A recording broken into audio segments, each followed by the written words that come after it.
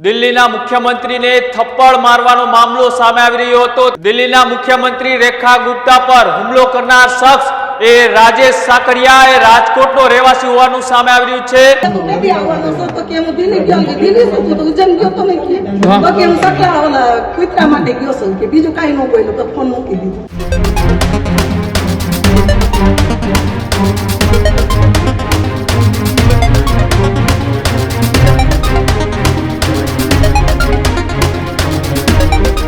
नमस्कार, आप જોઈ રહ્યા છો ન્યૂઝ રૂમ અને આપની સાથે છું કૃણાલ। મહત્વપૂર્ણ સમાચાર એ દિલ્હીથી સામે આવી રહ્યા છે કે જ્યાં વહેલી સવારે એ દિલ્હીના મુખ્યમંત્રી રેખા ગુપ્તા ઉપર એ હુમલો થયો હતો। વહેલી સવારે એ દિલ્હીના મુખ્યમંત્રીને થપ્પડ મારવાનો મામલો સામે આવી રહ્યો હતો। તેને લઈને હવે હડકંપ મચી ગઈ છે કે જ્યાં એ દિલ્હીના મુખ્યમંત્રી દ્વારા એ મુખ્યમંત્રી આવાસ ઉપર એક લોક દરબારનું આયોજન કરવામાં આવ્યું હતું। ત્યારે દિલ્હીના મુખ્યમંત્રી રેખા ગુપ્તા પર હુમલો કરનાર શખ્સ એ રાજેશ સાકરિયા એ રાજકોટનો રહેવાસી હોવાનું સામે આવી રહ્યું છે। એ આ વ્યક્તિ રાજકોટના કોઠારિયા વિસ્તારમાં રહેવાનો હોવાનું અત્યારે પ્રાથમિક માહિતીમાં સામે આવી રહ્યું છે કે જ્યાં એ વ્યક્તિ એ ઘરેથી ઉજ્જૈનનું કહી અને નીકળ્યો હતો અને અચાનક એ દિલ્હી પહોંચ્યો હતો। ત્યારે આ મામલે હવે એ દિલ્હી પોલીસ અત્યારે રાજકોટ પોલીસના સતત સંપર્કમાં છે। ત્યારે હવે એ દિલ્હી પોલીસ રાજકોટ પોલીસને સમગ્ર માહિતી આપી રહી છે। ત્યારે રાજકોટ પોલીસ હવે આ વ્યક્તિના ઘર સુધી પહોંચી છે અને રાજકોટ પોલીસ એ આ વ્યક્તિના પરિવારની અત્યારે પૂછપરછ કરવામાં આવી રહી છે। ત્યારે હવે આમાં સૌથી મોટી માહિતી એ સામે આવી રહી છે કે આ વ્યક્તિ એ ઉજ્જૈનનું કહી અને ઘરેથી નીકળ્યો હતો અને 41 વર્ષ ઉંમર હોવાનું અત્યારે સામે આવી રહ્યું છે। અને આ વ્યક્તિ જ્યારે દિલ્હી પહોંચ્યો ત્યારે દિલ્હીના મુખ્યમંત્રીના આવાસે એક લોક દરબારનું આયોજન હતું અને આ લોક દરબારમાં વ્યક્તિ પહોંચ્યો અને પોતાની રજૂઆત કરતા દિલ્હીના મુખ્યમંત્રી રેખા ગુપ્તાને એ થપ્પડ મારી દીધી હતી। ત્યારથી લઈ હવે સમગ્ર મામલો એ બિચકાયો છે। પોલીસ અત્યારે એ વ્યક્તિને હિરાસતમાં લઈ કસ્ટડીમાં લઈ અને સમગ્ર માહિતીની પૂછપરછ કરી રહી છે કે શા કારણે આ વ્યક્તિએ એ મુખ્યમંત્રીને થપ્પડ મારી હતી। શું આ વ્યક્તિ કોઈ માનસિક બીમાર છે કે પછી એમના કોઈ વ્યક્તિઓ જેલમાં છે અને તેમની રજૂઆત કરવા માટે પણ ત્યાં પહોંચ્યો હોય તેવી પણ ક્યાંક ને ક્યાંક માહિતીઓ સામે આવી રહી છે। આ વહેલી સવારથી દિલ્હીમાં હડકંપ મચી ગઈ છે કે શું એ મુખ્યમંત્રી હોય તેમની એટલી બધી સિક્યુરિટી હોય, મુખ્યમંત્રી આવાસ ગેટથી લઈ એ મુખ્યમંત્રી સુધી આ વ્યક્તિ કઈ રીતના પહોંચ્યો, તેમાં 3 કે 4 લેયરની સિક્યુરિટી હોય છે, તેમની પૂછપરછ પણ કરવામાં આવતી હોય છે કોઈ પણ વ્યક્તિની।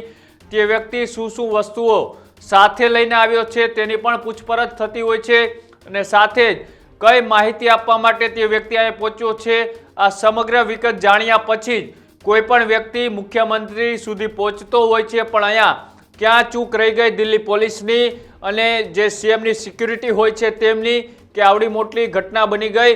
ભૂતકાળની અંદર અનેક એવી ઘટનાઓ બની છે તેને લઈ હવે મુખ્યમંત્રી હોય કે પછી કોઈ એ નેતાઓ હોય તેમની સિક્યુરિટીઓને ખૂબ જ વધારે પડતું ધ્યાન રાખવામાં આવતું હોય છે।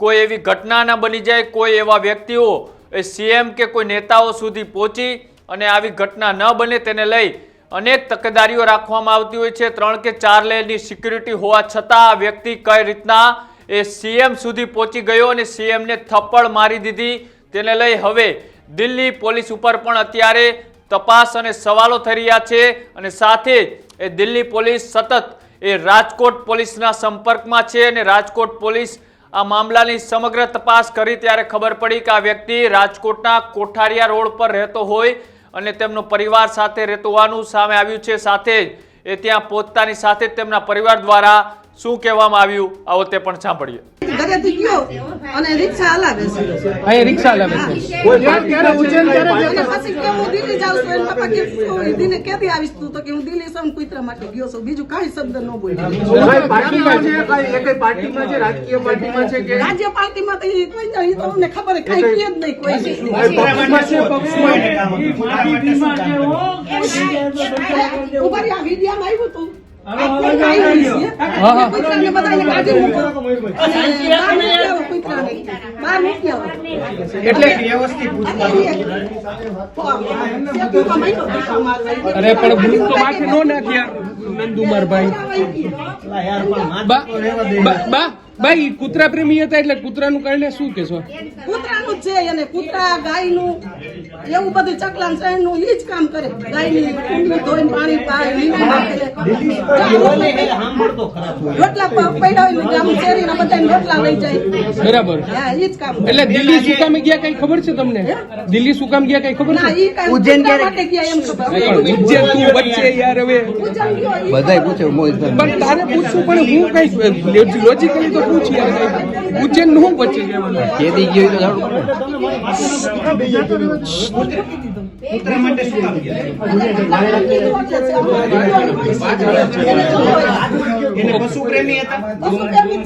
એટલે તમને દિલ્હી જવાનું શું કીધું તમને? દિલ્હી ક્યાંથી ફોન આવ્યો તો? છેલ્લે ક્યારે આવ્યો હતો? ફોન હમેથી કર્યો કે તું કેદી આવવાનો છો? તો કે હું દિલ્હી ગયો. કે દિલ્હી શું? તું તો ઉજ્જૈન ગયો તો નહીં કે?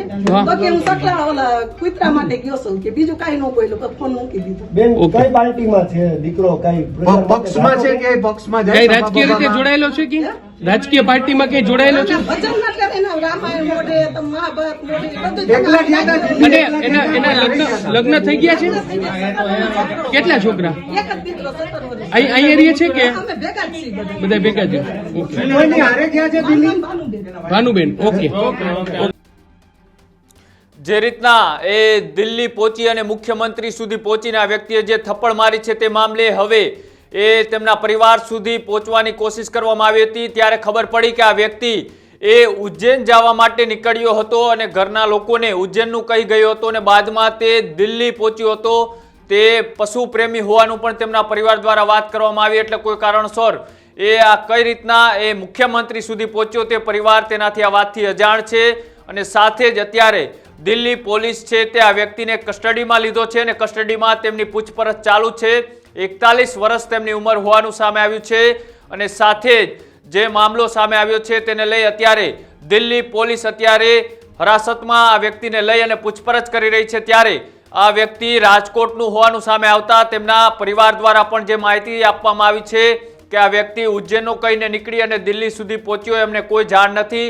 અને દિલ્હી જે મુખ્યમંત્રી સુધી પહોંચ્યો ત્યારે તેની પાસે કોઈ એવા હથિયાર કે કોઈ એવી બીજી વસ્તુઓ નહોતી. માત્ર એક પેપર લઈ અને એક કાગળ લઈને મુખ્યમંત્રીને રજૂઆત કરવા પહોંચ્યો હતો અને રજૂઆત શું કરી હતી તેનાથી પણ પરિવાર અજાણ છે. અને સાથે જ અત્યારે એ પણ તપાસ ચાલી રહી છે કે દિલ્હી પોલીસ અને સીએમની સિક્યુરિટીની અંદર ક્યાં ચૂક રહી ગઈ, કેમ કે ભૂતકાળની અંદર આવા અનેક બનાવો બની ચૂક્યા છે. ત્યારે હવે ફરીથી દિલ્હીના મુખ્યમંત્રી રેખા ગુપ્તાના દરબારની અંદર જે આ થપ્પડ મારવાનો કાંડ સામે આવી રહ્યો છે તેમાં હવે પોલીસ અને સીએમ સિક્યુરિટી 3 થી 4 લેયરની હોય છે, તેમ છતાંય આવી ઘટનાઓ બને છે. ત્યારે હવે એ સિક્યુરિટીમાં ક્યાં ચૂક રહી ગઈ તે પણ અત્યારે તપાસ ચાલી રહી છે. અને આ વ્યક્તિ જેમને રાજેશ સાકરિયા નામના વ્યક્તિ એ રાજકોટથી દિલ્હી પહોંચી અને આ જે કર્યું છે એ કોઈ સુનિયોજિત કાવતરું હતું, કોઈ પાર્ટી સાથે જોડાયેલો છે કે પછી એ કોઈ પોતાની અંગત માંગને લઈ અને આ સીએમ સુધી પહોંચ્યો હતો? આ સમગ્ર માહિતી જ્યારે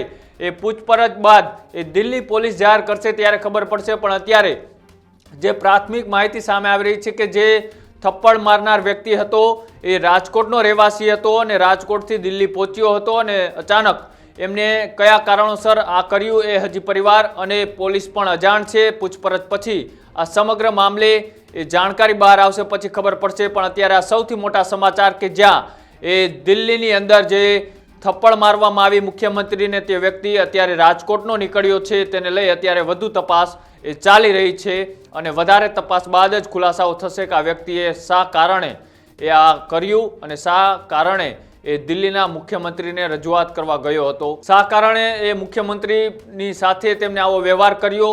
શું મુખ્યમંત્રી દ્વારા તેમને આ માહિતીનો કોઈ જવાબ નહોતો આપવામાં આવ્યો અથવા તો એમની જે કોઈ માંગ હતી એ માંગને કોઈ સ્વીકારતું નહોતું તેટલા માટે તેમનો આ ગુસ્સો મુખ્યમંત્રી ઉપર ઉતાર્યો? જે પણ કાંઈ હોય એ પોલીસ તપાસમાં ખુલાસો થશે. પણ અત્યારે જે માહિતી આવી રહી છે અમે તમારા સુધી પહોંચાડતા રહ્યા છીએ અને વધારે માહિતીઓ માટે આગળ અપડેટ આવશે ત્યારે આપના સુધી આ માહિતી આપતા રહીશું. ત્યાં સુધી જોતા રહો ન્યૂઝરૂમ ગુજરાત અને અમારી યુટ્યુબ ચેનલ ન્યૂઝરૂમને આજે જ લાઇક કરો, શેર કરો અને સબસ્ક્રાઇબ કરો. નમસ્કાર.